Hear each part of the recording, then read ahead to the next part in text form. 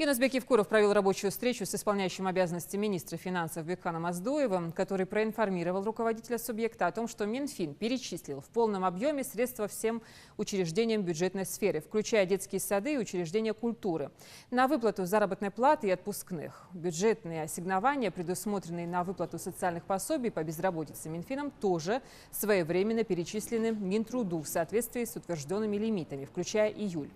Глава Ингушетии напомнил, что задержки по заработной плате должны быть исключены, а уж тем более отпускные выплаты. Касается это не только работников бюджетной сферы, но и хозрасчетных организаций. Отдельно хотелось остановиться на тех поручениях, которые вы давали в начале отпускного сезона наших педагогических работников и работников дошкольного образования. Хочу сказать, с этой задачей мы справились. Только по Министерству образования, школам и дошкольным учреждениям мы выплатили около 500 миллионов рублей. Все заявки, которые были представлены в Минфин Республики, были отработаны, и финансовые средства дошли до получателей. Почему тогда жалобы поступают? Ну, скорее всего, здесь жалобы были 6 детских садов и там несколько школ Министерства образования. Так как Министерство образования вовремя не отработало и не представило Министерство финансов свои расчеты, вот только из-за этого была задержка. Ну, лично разбирайтесь с этими жалобами, хорошо? Хорошо. Посмотрите, там, если по детским пособиям у нас особых нет сейчас жалоб, потому что там тоже на контроль надо держать, то отпускные на контроль взять и по дополнительной выплате за единый государственный экзамен. Я и раньше вам говорил, у нас есть так называемая кредиторка перед поставщиками продуктов питания в школы, в садики и так далее. Да. В социальном учреждении. Так? Да.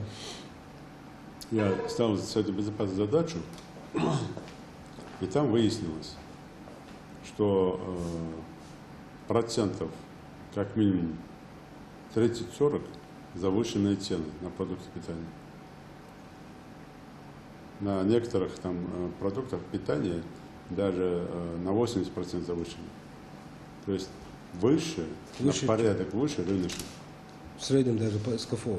Да. И это здесь, опять же, на каком основании, почему нет контроля со стороны и Минфина, со стороны там, и Министерства образования, и муниципальных образований. То есть почему директор сам по себе с поставщиком. Во-вторых, нечистоплотность самих поставщиков в этих вопросах. Да. Вот здесь надо смотреть. По каждому этому факту я сегодня за поручение дам провести служебное расследование, но вы, там сегодня дам поручение, соберете всех этих так называемых поставщиков по фамилии, кто там занимался, с директорами школ вместе с вице-премьером, и поштучно с каждым разберетесь. Почему там картошка при стоимости такой-то, почему-то она в 2 раза больше по цене, на каком основании. И вот здесь, опять же, отсутствие нашего прямого контроля этого вопроса